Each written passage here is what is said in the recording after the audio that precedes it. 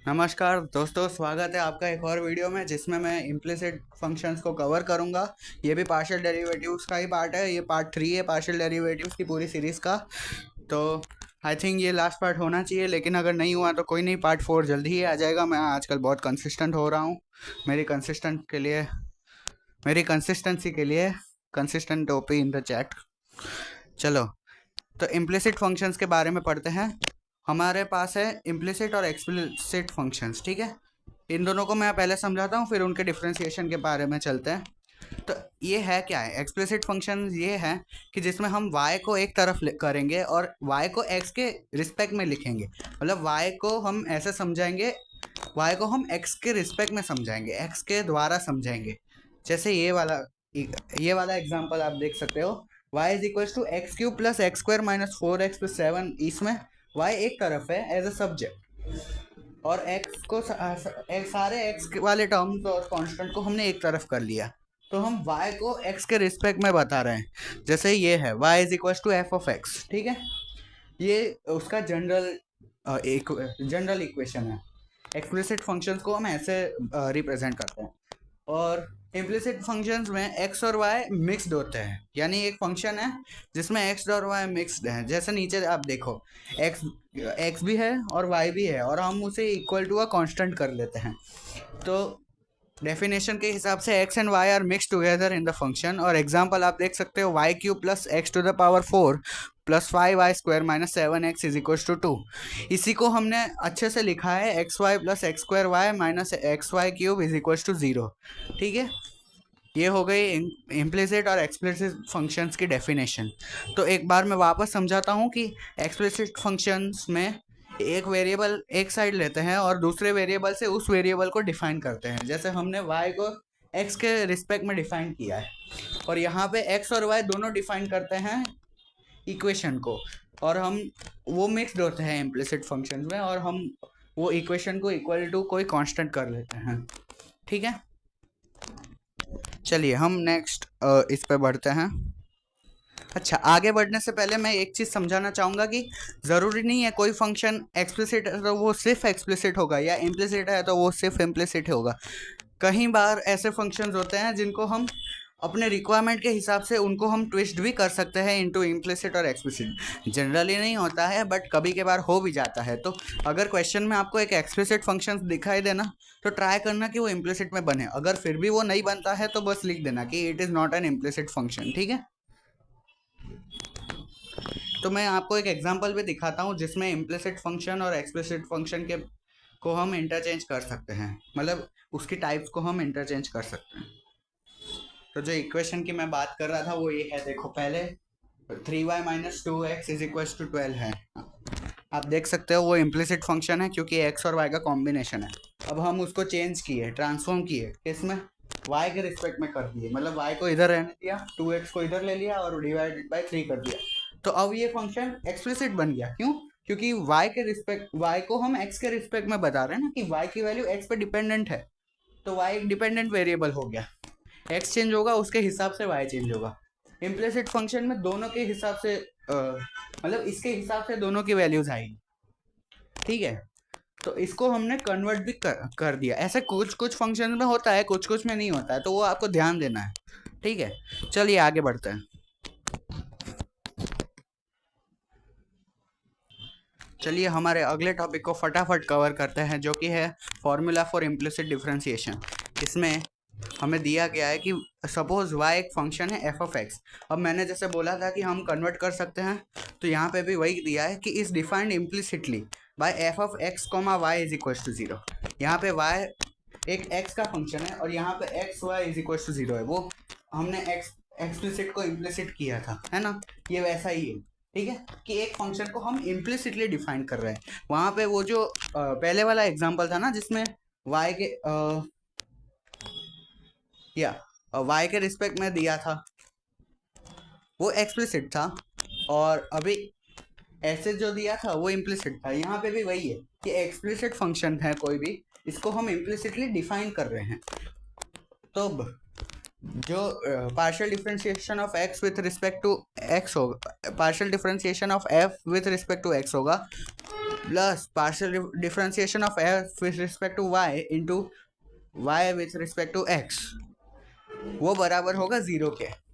और अगर partial differentiation of F with respect to y बराबर 0 के नहीं है, मतलब ये टर्म जो है, ये टर्म जो है वो बराबर 0 नहीं है, तो इसका differentiation dy with respect to dx, इसका differentiation with respect to x, वो जो होगा वो इसके बराबर होगा minus del F upon del X upon del F upon del Y, यानी minus differentiation of F with respect to X और minus differentiation of F with respect to X upon F with respect to Y. ठीक है, अगर ये आपको अभी ऐसा clear picture नहीं बन रहा है तो आप सम्स देखिए, मैं अभी आगे करवाऊंगा, उससे आपका जो ये डाउट्स है ना वो क्लियर होते जाएंगे धीरे धीरे। वहाँ पे 2 वेरिएबल्स थे, यहाँ पे अब 3 वेरिएबल्स हो चुके हैं। Suppose z is a function of x, y, और उसको इम्प्लिसिटली डिफाइन किया है f of x, y, z is equal to 0। ठीक है, इम्प्लिसिट एक्सप्लिसिट मैंने बता दिया है, आप स्क्रॉल करके देख लेना। तो अगर f x, y, z बराबर 0 है और ये इम्प्लिसिटली डिफाइंड है, तो partial differentiation of x with respect to partial differentiation of f with respect to x plus partial differentiation of f with respect to z into partial differentiation of z with respect to x, ये बराबर 0 होता है, और x की जगह y डाल दो तो वो भी बराबर 0 ही होता है, जैसे मैंने नीचे लिखा है। बाजू में मैंने एंड लिखा है क्योंकि इसका एक पॉइंट है जो मिसिंग है इस फ्रेम में, क्योंकि उसको मैं अगले इसको मिटा के लिखूंगा, तो अभी ये नोट कर लो, इसके आगे भी है तो टॉपिक मत चेंज कर लेना। अगर ये भी नहीं समझ आ रहा है तो थोड़ी देर रुको, मैं एग्जांपल्स कराऊंगा तो थोड़ा ऐसा क्लियर पिक्चर बनता जाएगा।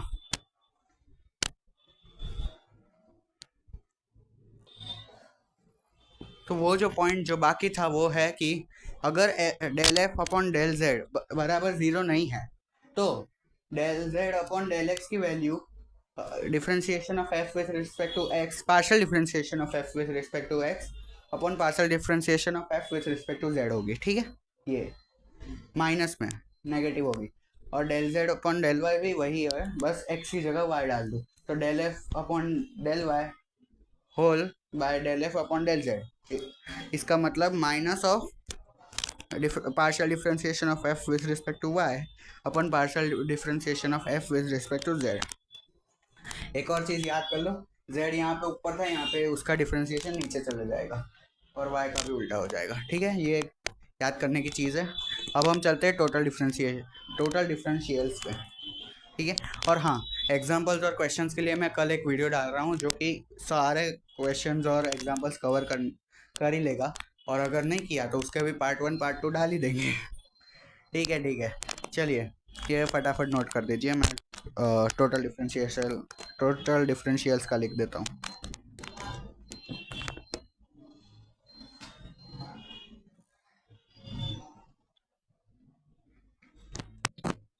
चलिए आखिरी टॉपिक बचा है टोटल डिफरेंशियल्स का, जो कि कहता है कि अगर x बराबर f of x comma y है, यानी x z is a function of x comma y, 2 variables का फंक्शन है, तो उसका टोटल डिफरेंशियल ऐसे डिफाइंड होगा, dz बराबर जो भी वेरिएबल से हम इसको, जिस वेरिएबल के रिस्पेक्ट में हम इसको डिफरेंशिएट कर रहे हैं, उसका जिस वेरिएबल के रिस्पेक्ट में हम इसको पार्शियली डिफरेंशिएट कर रहे हैं, उसका डिफरेंशिएशन इससे मल्टीप्लाई कर देंगे, जैसे del z by del x into D x, del z by del Y into D Y, और इन दोनों का एडिशन कर देंगे। जितने वेरिएबल्स है उतने ही एडिशन में टर्म्स होंगे। ठीक है, सिमिलरली 3 वाला है, 3 होंगे। डी यू, हमने u as a function of x comma y comma z लिया है, उसका टोटल डिफरेंशिएशन ये होगा, टोटल डिफरेंशियल ये होगा del U by del x into D X, जो है यहाँ पे जो वेरिएबल है वही होगा del U by del Y into D Y, और del U by del Z into D Z. ठीक है, तो ये हो गया आपका थियरी वाइज चैप्टर कंप्लीट। अब प्लान में एक चेंज है, मैं सारे एग्जांपल्स कल के एक लेक्चर में कराऊंगा, आई थिंक एक लाइव स्ट्रीम करता है। ठीक है, मैं आपके साथ सॉल्व करूंगा, नहीं फिर मेरे से गलती हो गई तो नहीं, मैं आपके साथ ही सॉल्व करूंगा। अगर लाइव स्ट्रीम किया मैंने तो ट्राई करेंगे हम कि क्विकली ख़त्म हो जाए, और कोई इशू ना है। बेसिकली मैंने कभी पहले लाइव स्ट्रीम किया नहीं है, तो it would be my first time कि मैं लाइव स्ट्रीम करूं, और वो भी इतने लंबे लेक्चर्स के साथ, क्योंकि सम्स बहुत सारे हैं। और अगर एक एक लाइव स्ट्रीम में ख़त्म नहीं हुआ सपोज, तो 2 पार्ट या 3 पार्ट कर लेंगे। अगर बीच में कोई टेक्निकल एरर आया तो आप चिंता मत करना, आप एग्जिट करके अपना करते रहना, वीडियो आ जाएगी, ठीक है? वीडियो पे आ जाएगी चैनल पे, ठीक है? और ऐसे ही आगे लेक्चर्स आएंगे, देखो क्वेश्चंस क्लियर हो जाएंगे आपके। मैं सारे एग्जांपल्स करवाऊंगा और सारे सम्स करवा रहा हूँ मैं, और ये पक्का है क्योंकि कल तो यही होगा पूरे दिन, ठीक है? मैं आप ही के साथ सॉल्व करूँगा, हाँ, ठीक है? और इसी के साथ हम एंड करते हैं। चलिए, धन्यवाद आप लोगों का, आपने इतना साथ दिया है। मिलते हैं कल के लाइव स्ट्रीम में, अगर हो सके तो पॉसिबल, क्योंकि मैंने उसकी कुछ रिक्वायरमेंट्स का देखा था कि उसमें 100 सब्सक्राइबर्स चाहिए। तो अगर आपको लाइव स्ट्रीम चाहिए तो आप अपने दोस्तों को बोलिए कि प्लीज़ सब्सक्राइब करें इस चैनल को। और देखिए, लिखते लिखते इंक ख़त्म हो गई। हमने परमानेंट मार्कर से ये लिखा है, अब ये मिटेगा भी नहीं, देखो।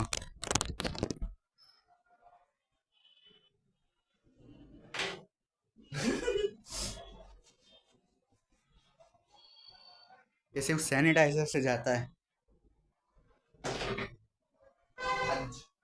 आज 2-3 वीडियो शूट किए, दोनों मार्कर खत्म हो गए, मतलब एक खत्म हुआ, एक खत्म होने की तैयारी में।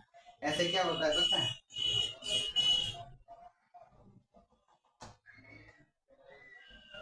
एक मार्कर ऐसे इंक सप्लाई करता है, दूसरा डस्टर की तरह काम करता है।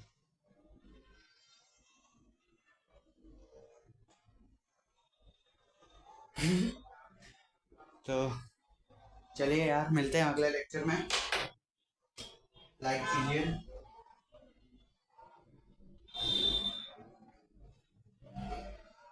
लाइक करें, शेयर करें, सब्सक्राइब करें स्टडी माय बड़ी यूट्यूब चैनल को। और कल पक्का लाइव स्ट्रीम अगर हो जाएगा तो कर ही लेंगे, ठीक है? धन्यवाद।